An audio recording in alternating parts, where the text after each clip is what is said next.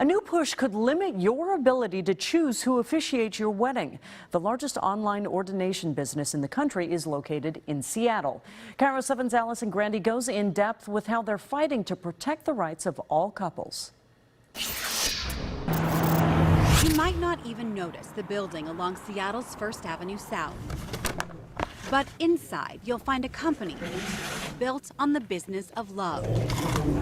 This is the Universal Life Church, the largest online ordination business in the country.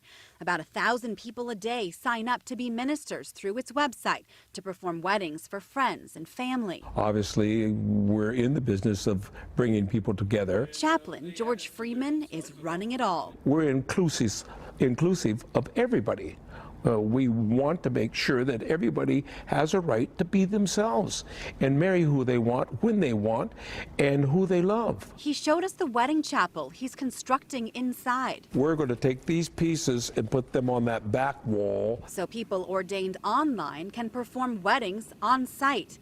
He's decorating it with stained glass and furnishings procured from other churches. A Lutheran church was demoed with these hanging chandeliers. These pieces have participated in somebody else's marriage, funeral, birth.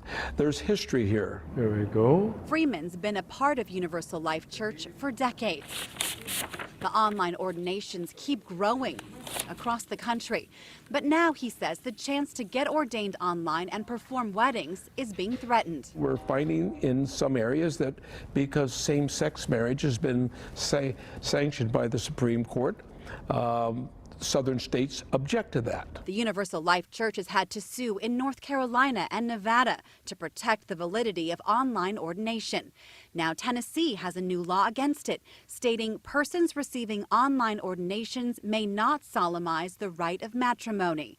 Before it could go into effect July 1st, Universal Life Church filed a lawsuit and got an injunction. When you say that only ministers with certain types of training or only ministers that fit a certain way of being ordained can perform legal marriages, you're granting a government benefit to certain religions and denying it to others. While the change in the law would impact Universal Life Church's ability to do business there, they say something much bigger is under attack. Do you think it's a roundabout way to try to prohibit same-sex marriage? I don't think it's roundabout. I think that's very obvious.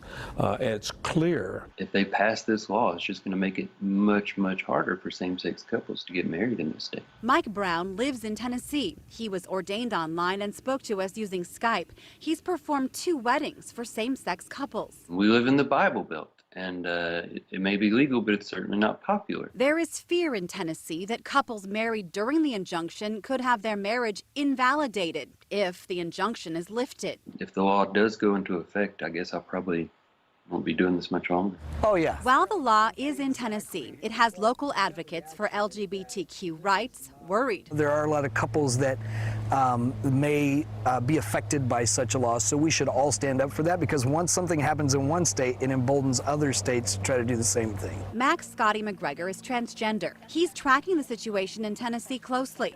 McGregor was ordained through a church and online, and so far he's performed more than 60 weddings. It's really important for a couple getting married to have an officiant that shares their values and that they feel safe and comfortable with. It matched. Back inside Universal Life Church, pieces of the past will soon create a space where couples begin their future with the freedom to marry who they want, how they want. This is about love. Allison Grandy, KIRO 7 News.